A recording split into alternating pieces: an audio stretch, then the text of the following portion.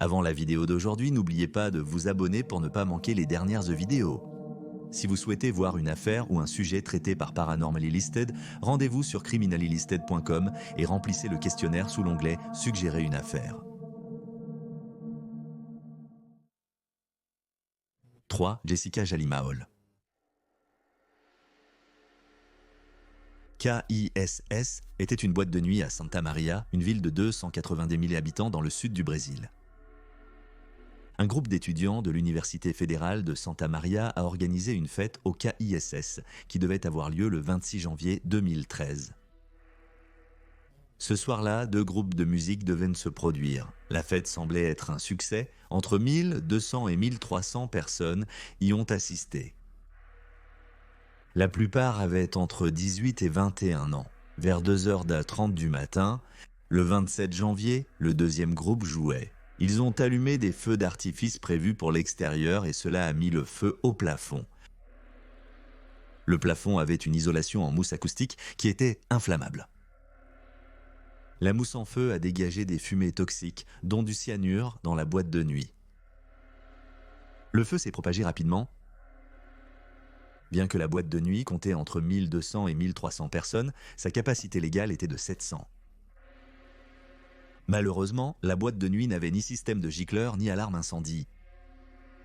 Il n'y avait qu'une seule sortie et il y a eu une bousculade vers celle-ci.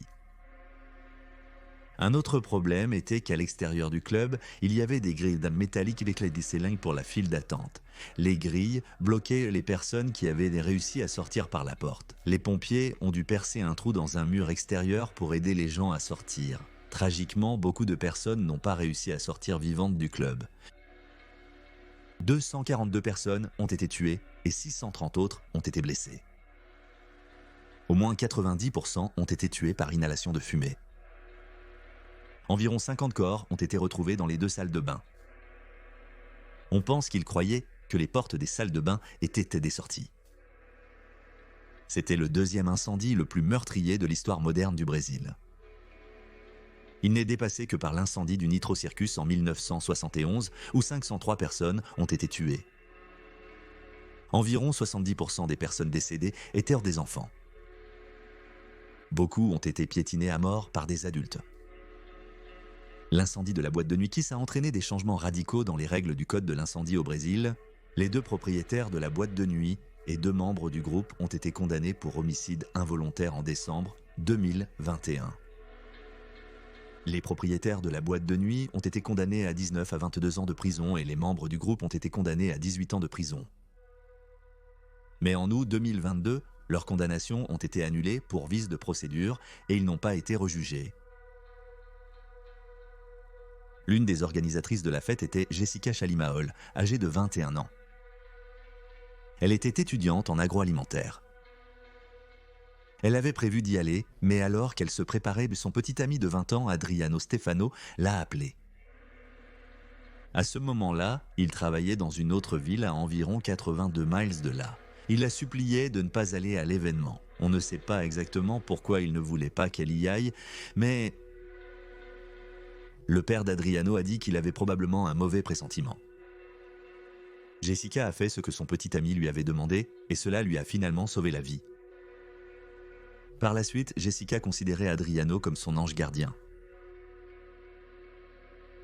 4 jours après l'incendie mortel, Jessica s'est rendue en voiture dans la ville où Adriano travaillait. Jessica et Adriano prévoyaient de rentrer à Santa Maria en voiture le 2 février, exactement une semaine après la fête. Tragiquement, à peine quelques mètres après le début de leur trajet, leur Volkswagen Golf est entré en collision frontale avec un camion. Jessica Jalima-Hall, âgée de 21 ans, a été tuée sur le coup. Adriano Stefano a été transporté à l'hôpital, mais il est décédé peu de temps après son arrivée. Il lui restait un jour avant son 21e anniversaire. Le couple a été enterré ensemble.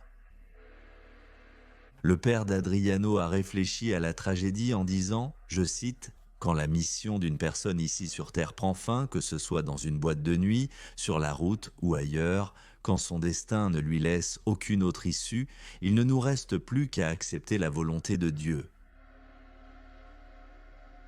Numéro 2, Alpha Sidei. Le 29 mai 1937 a commencé comme une matinée normale pour Alpha Sidey, âgé de 6 ans. Il est allé travailler comme opérateur d'ascenseur à l'entrepôt de meubles Hollander à Chicago, dans l'Illinois. Vers 10h05 du matin, 2 hommes avec des meubles sont montés dans l'ascenseur au rez-de-chaussée. Ils allaient au 3e étage de l'immeuble de 5 étages.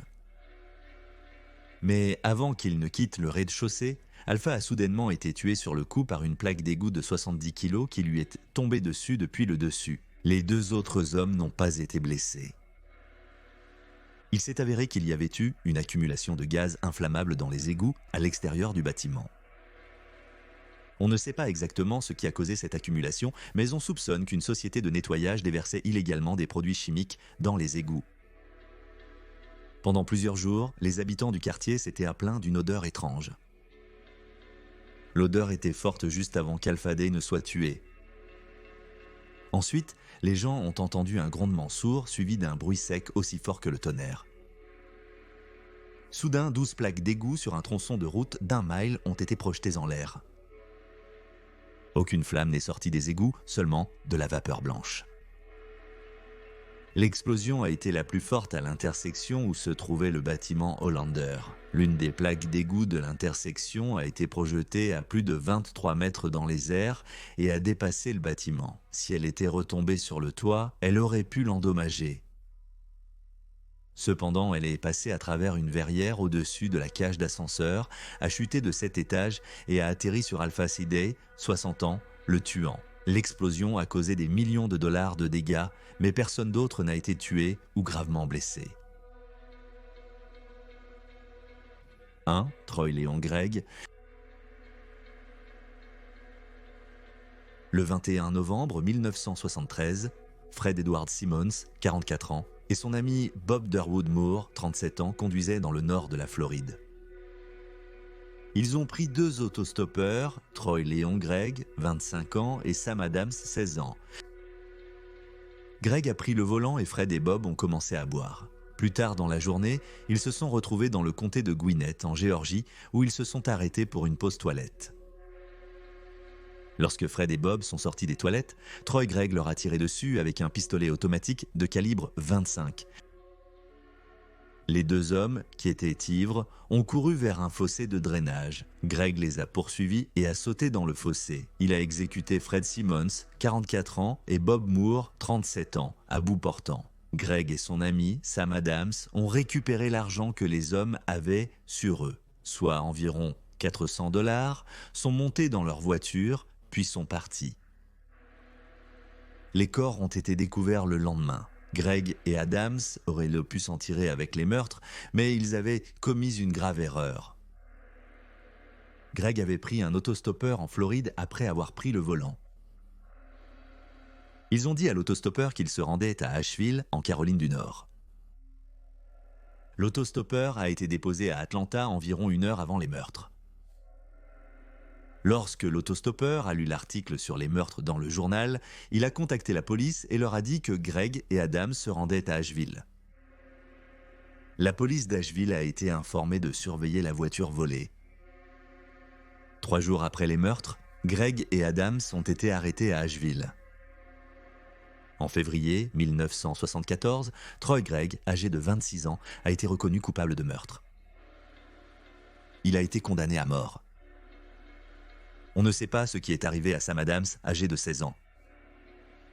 Gregg a fait appel de sa condamnation à mort, mais il a perdu.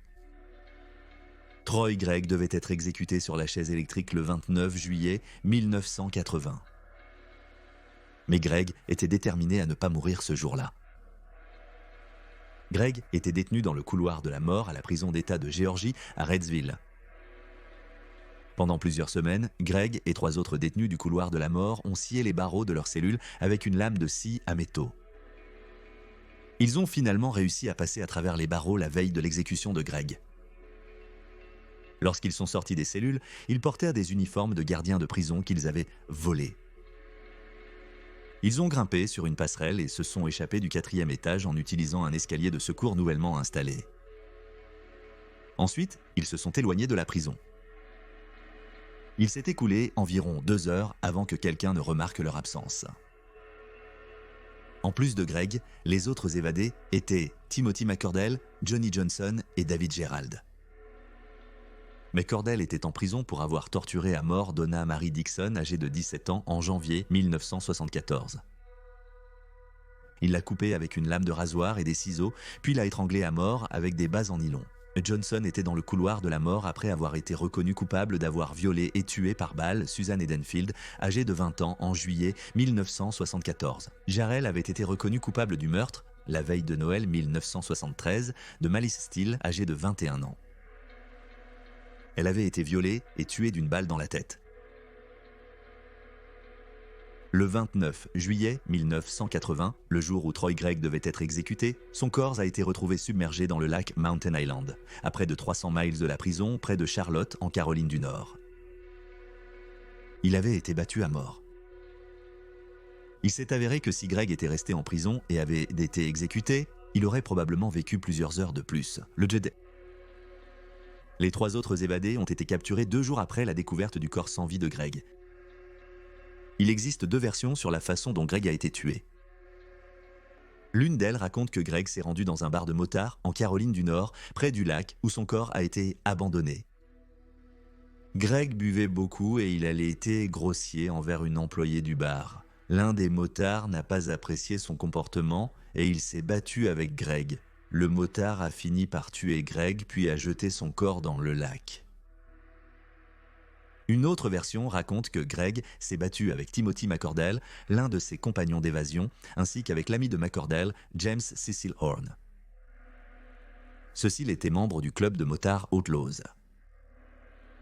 Horn a été accusé du meurtre de Gregg, mais les charges ont ensuite été abandonnées. Timothy McCordell a été exécuté en septembre 1987. Les 2 autres évadés, Johnny Johnson et David Terrell, ont vu leur peine commuée en prison à vie. Johnson, âgé de 71 ans, purge une peine à la prison d'État de Johnson à Wrightsville, en Géorgie. Jarrell, qui a 69 ans au moment de cet enregistrement, purge une peine à la prison d'État de Washington à Davisboro, en Géorgie. Voulez-vous aider à résoudre une affaire non élucidée? Si oui, nous avons une nouvelle passionnante à vous annoncer. Nous faisons équipe avec une entreprise très connue spécialisée dans l'acide désoxyribonucléique et la généalogie génétique pour résoudre une affaire non élucidée. Dans quelques semaines, nous publierons une vidéo avec plus de détails sur l'affaire que nous allons aider à résoudre. Nous ferons cela grâce aux abonnements YouTube. La moitié de l'argent que nous recevons servira à financer les tests acides désoxyribonucléiques et la généalogie génétique, ce qui, nous l'espérons, aidera à résoudre cette affaire non élucidée. Nous avons 2 niveaux d'abonnement et les 2 aideront à résoudre l'affaire non élucidée. Mais vous bénéficierez également de plus d'avantages avec votre abonnement. Avec notre abonnement le plus bas, vous recevrez des badges de fidélité, des emojis exclusifs, un accès anticipé aux vidéos et une réduction de 15% sur les produits dérivés. Avec un abonnement supérieur, vous bénéficierez de tous ces avantages, plus 10% de réduction supplémentaire sur les produits dérivés, une vidéo exclusive réservée aux membres chaque mois et vous pourrez voter pour le sujet de la vidéo. Mais nous pensons que l'aspect le plus important de l'abonnement est d'aider à résoudre l'affaire non élucidée. Une fois l'affaire résolue, nous ferons une vidéo à ce sujet et, avec votre permission, nous ferons apparaître votre nom ou votre pseudo dans le générique. C'est votre chance de passer d'observateur passif à participant actif dans la résolution d'un meurtre. Avec votre aide, nous espérons traduire un meurtrier en justice et apporter un peu de réconfort à une famille. Non seulement vous aiderez à résoudre une affaire non élucidée, mais vous soutiendrez également cette chaîne. Merci beaucoup d'avoir regardé cette vidéo. Veuillez rester attentif à notre vidéo sur le crime que nous allons aider à résoudre. En attendant, si vous êtes intéressé par l'adhésion, veuillez vous inscrire afin d'obtenir un accès anticipé aux vidéos, des vidéos exclusives réservées aux membres et d'autres avantages. Merci beaucoup d'avoir regardé cette vidéo. Nous espérons que vous l'avez trouvée intéressante. Si c'est le cas, n'oubliez pas de vous abonner. Nous publierons une nouvelle vidéo sur le paranormal chaque semaine. Si vous venez de découvrir cette chaîne, n'hésitez pas à consulter notre autre chaîne, Criminally Listed. Nous avons plus de 325 vidéos présentant des histoires criminelles, étranges, mais vraies. Vous pouvez la trouver sur youtube.com/criminally listed. Eh bien, c'est tout pour aujourd'hui. Merci encore de nous avoir regardés.